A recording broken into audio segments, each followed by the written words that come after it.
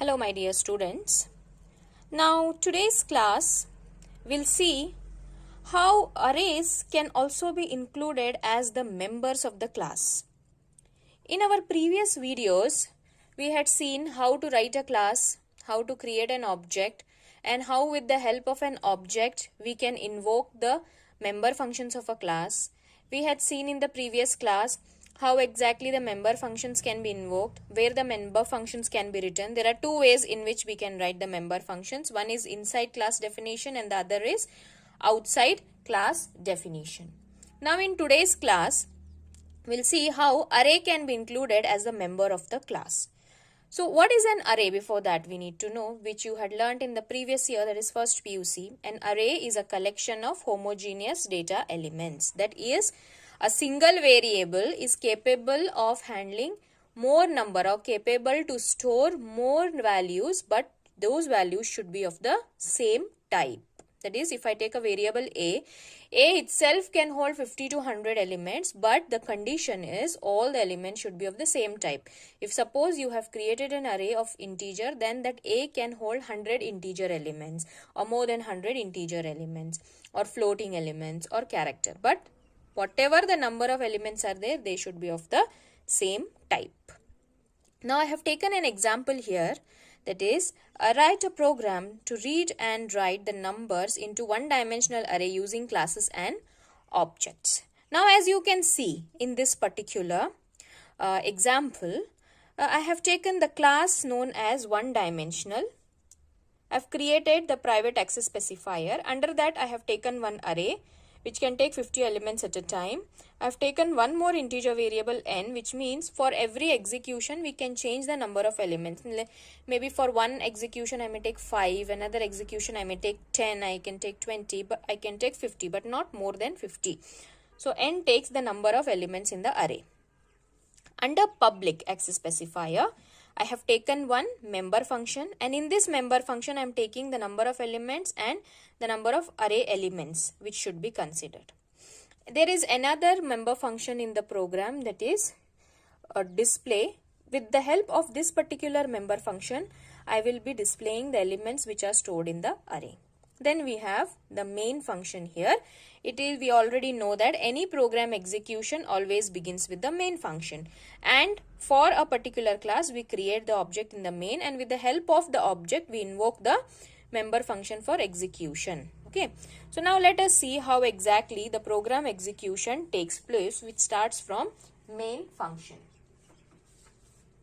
Now I have taken an example over here. Okay, let's start with the main function here. First, the control comes to this statement. It says one dimen. One dimen means it is the name of the class. For this particular class, I am creating an object OB. Next, compiler moves to this step. So here you see object.getData. So now this object is trying to invoke the function getData, which is belonging to one dimen class. So now the compiler checks in the class whether there is any function with the name getData. Yes, it is there here in this particular class. Now let us see the next concept, that is array of objects. Our previous concept was arrays can be included as one of the members of the class. Okay, but now the concept is objects can also be declared as the arrays. So far we had seen single objects were there which were invoking the member functions, but even object can be represented as in the form of an array. So now let us take an example which is going to show how the object can also be considered as an array. So here is a program to create database of a college using array of objects. Now what we'll do here is we will be taking the database of the students. We'll take their roll number, name, and the total marks scored in an examination. Okay. So as you can see, this particular class, there is a class with the name database. That class consists of the private access specifier. Under that, members are roll number, name of the student, and the total marks.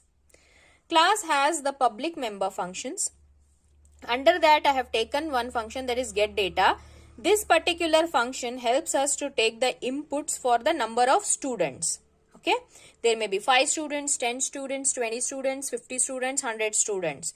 It depends with every execution that we are doing, but this function will be invoked n number of times for each student to take the input for roll number, name and the total marks. After we take the input, so obviously we will have to show the display, that is output. So we'll have one more member function here with the name display, which is going to display the name, roll number, name and the total marks of the students. Now you can see under the main function.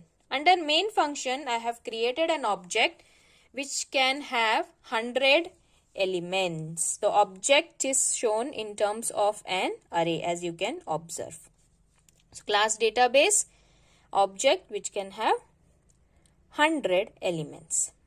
Next, I have taken another one variable, that is n. So this particular variable will take at a time for how many students we are going to create the database. It is 5, 10, 50, 100.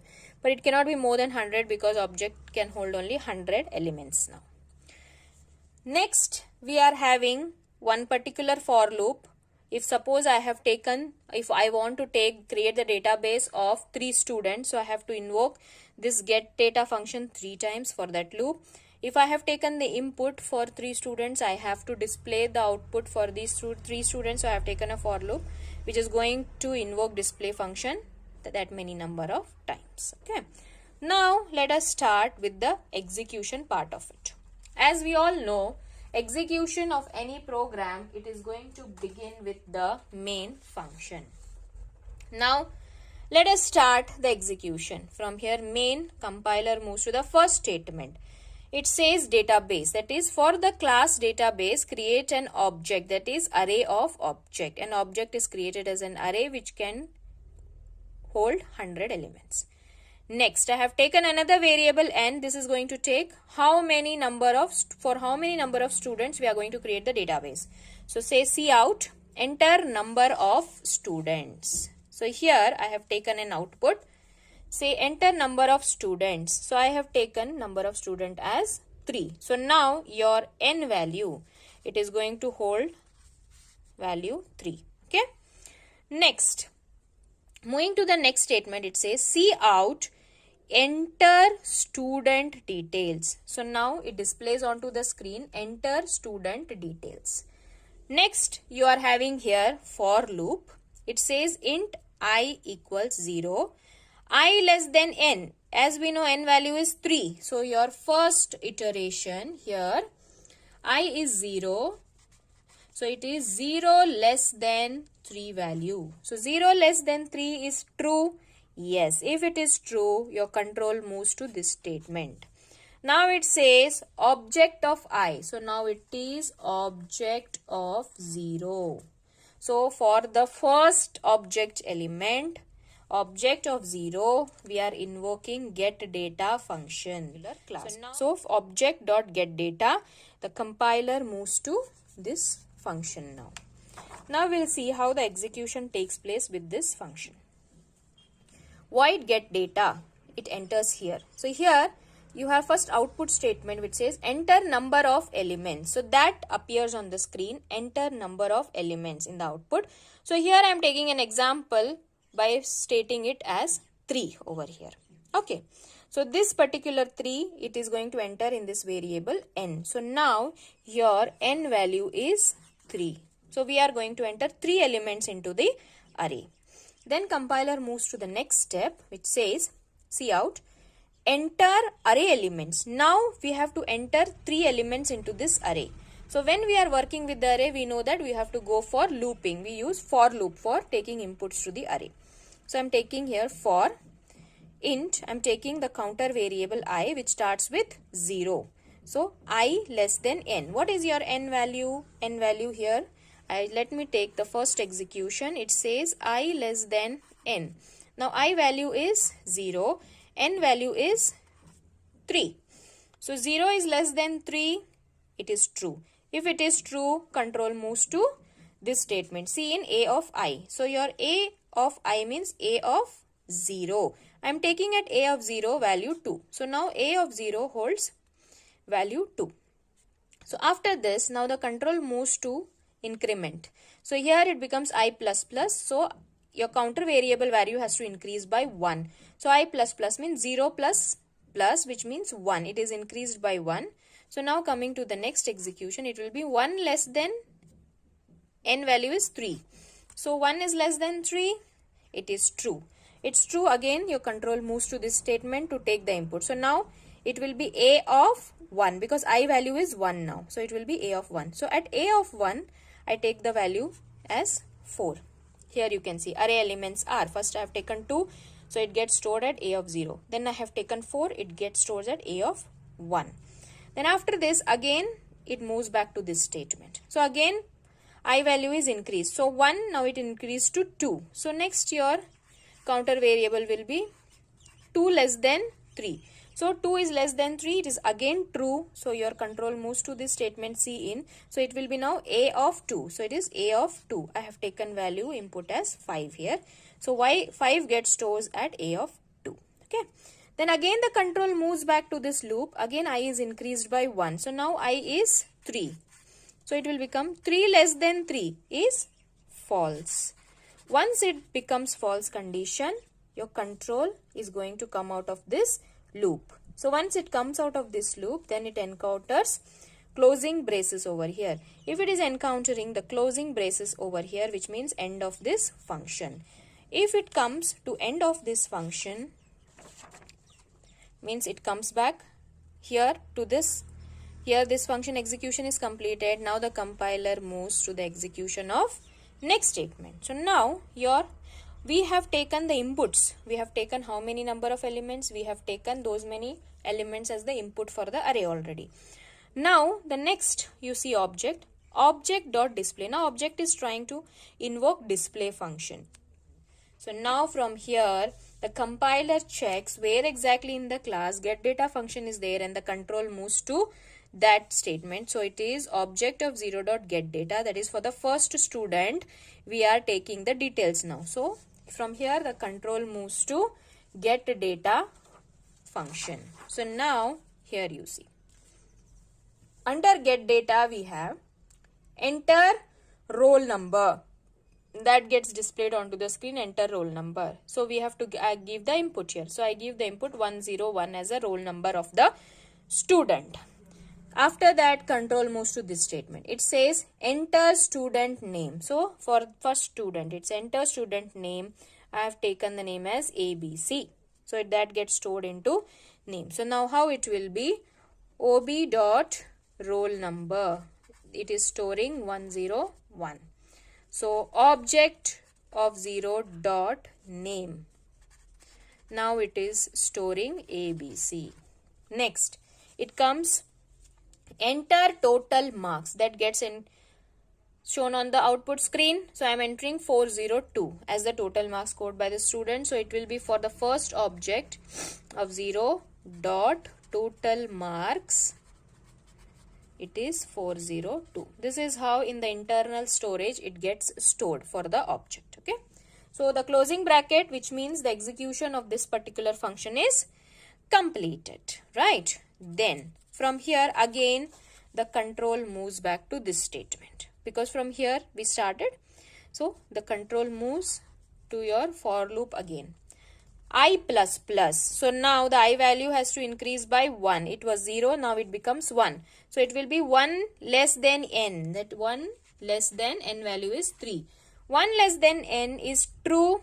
Yes. If it is true, again your control comes to this statement. So yeah, I value is now 1. So now it is object of 1. So now we are moving to the next student. It is object of 1 dot get data. So again your control goes back to get data function, which is here. So again same thing, enter roll number comes onto the screen. I am entering the roll number of students. So this is how internal storage will be 102.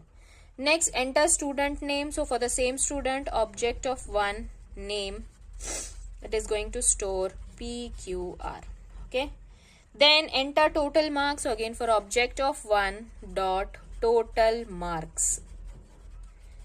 So value I have given here is 431. So again for the second student also all the data is entered, closing bracket. So again control has to move back to get data function here.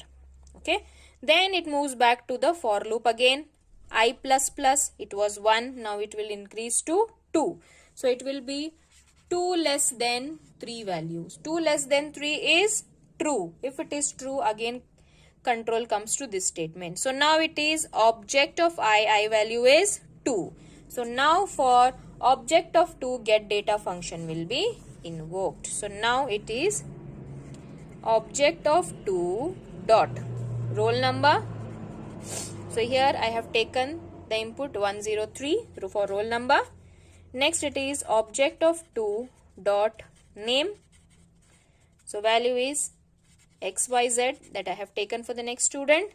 Next again object of 2 total marks. For that student I have considered 471. Okay. So again closing bracket.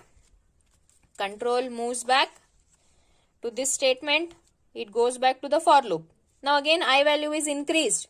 Now it was 2, it increases to 3. So it will be now 3 less than 3.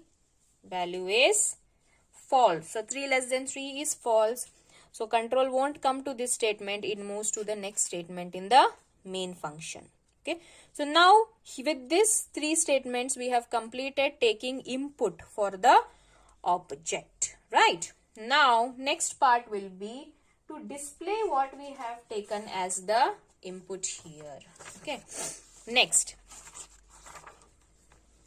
It displays onto the screen. It will check in this particular class diamond whether display function is there. Yes, it is there. Your display function is over here. And now with the help of this particular function, we are going to print the elements which we have taken as input to the array here. So here you check the next one. Under the output, first we had taken number of elements from get data, enter array elements we had entered. Now we have to print it. So from here, object.display, your control moves to this function. So once it moves there, opening bracket, it comes to this statement. So it says, cout array elements are. Same gets printed onto the screen, array elements are. Okay. End L means moving to the next line. It has come to the next line here. Next. For, again we are starting with the loop. Your I value is 0 now. So I less than n. So let me take again here I less than n. So coming to the first one. So I value is now 0. 0 less than n. N value we had taken here 3. So it is 3 only because only 3 elements we considered. So 0 less than 3. It is true. If it is true, your control moves to the cout statement. So here it is now a of I value is 0. So at a of 0, what is present? 2. So that 2 gets printed onto the screen here. Okay. Next, end L, which means now cursor has to move to the next line on the output screen. Then control goes back to this for loop. I value is increased, I plus plus. So now from 0 it increases to 1. So next iteration. So it will be I less than n condition. So 1 less than 3. It is again true. Control moves to this statement. Now again it will be a of 1. So what is stored at a of 1? It is stored as 4. So 4 gets printed onto the screen. Again end L is encountered. So control moves to next line. Now your compiler goes back to the same for loop. Again I value is increased. So it was 1. Now it increases to 2. Next iteration will be 2 less than 3. It checks for this condition. 2 less than 3 here. So 2 is less than 3. It is true. Again control moves to cout statement. It is now a of 2. What is stored at a of 2? It is stored as 5. So that gets printed onto the screen over here. Then again control moves back to for loop. Now I value is being incremented. So from 2 it increases to 3. So here it is 3 less than 3. So 3 less than 3 is false. So control doesn't move to this statement and it comes to this closing bracket. When it encounters this closing bracket, it means that display function is done. Next it moves to this closing bracket, which means that it is end of the class. So next from here it moves back to this statement. This is execution completed. So it comes to the closing bracket for the main. So when it moves to the closing bracket for the main, it indicates end of the program. So this is how working of the array and the loop for the array is the same. But what you have understood with this concept is, even in classes and objects, arrays can be present. Even array can be included as one of the members for the class, like any other normal variable we are using. Screen, see out, student details are as follows. So here is the output. It displays onto the output screen. Student details are as follows over here. Next, control comes to this statement. Now it says integer I of 0, I less than n. N value is 3, right? So now you see I less than n. So first it is 0 less than 3. 0 less than 3 is true. Since it is true, your control moves to this statement. So now it is object of I. Object of I, what is the value here? Object of I value, I is 0. So at object of 0 dot display. So in object of 0, what all values are there, those should get displayed onto the screen. So from here, the control transfer to display function with object of 0. So it says see out roll number. So on the screen, roll number appears. Then R underscore number. So at object of 0, R underscore number, what is stored? 101. So that gets printed onto the screen, 101. Then student name, it displays student name. Again at object of 0, you see here dot name, what is present? ABC, so that this gets displayed onto the screen here. Next, total marks, so it displays onto the screen total marks over here. So at object of 0, total marks, what is present? 402, so that gets displayed onto the screen now. Okay, next, here comes closing bracket. So closing bracket, so control has to again move back to this statement from where it was invoked. So from here it goes back to for loop. For loop, again increment takes place.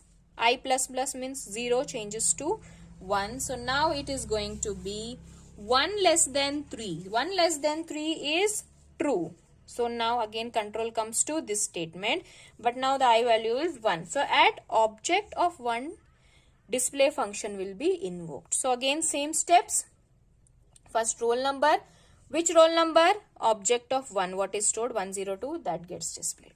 Next, student name. As per the next statement, student name appears onto the screen. So here it is object of 1 dot name PQR. That appears on the screen. Next statement is total marks. So total marks comes onto the screen. Which total marks? Object of 1 dot total marks. What is stored? 431. That gets printed onto the screen. When this statement is done, closing bracket, so again control moves back to the statement from where it was invoked. From here it goes back to the loop. I is again increased. Now I value is 2. So now 2 less than 3. 2 less than 3 is again true. Since it is true, again it comes to this statement object of 2. Object of 2 dot display, the display function will be invoked. Now again same steps. Roll number, it displays onto the screen. So at object of 2 dot roll number, what is stored? 103. That gets displayed onto the screen. Next, student name. So at object of 2 dot name XYZ. Total marks, it displays onto the screen. So now object of 2 dot total marks 471 is there. So that gets displayed onto the screen. Next, closing bracket. Again control comes back to the point from where it was invoked. It goes back to the for loop over here. So here you can check I plus plus. So now I changes to 3. 3 less than 3. 3 less than 3 is false. Since it is false, this placement is not displayed. So here you have the closing bracket with the semicolon, end of the class. Next you have the closing bracket for the main function, which means end of the program. So this is how even the objects can be shown as arrays when we are creating any database. That is, for n number of elements, if we want to take the inputs and display the values, at that time objects can be shown as array values. So we had seen two concepts now. One is arrays as members of the class, which means that member data inside the class can be taken as an array. We have seen another concept, that is array of objects, which means objects also can be shown in the form of arrays.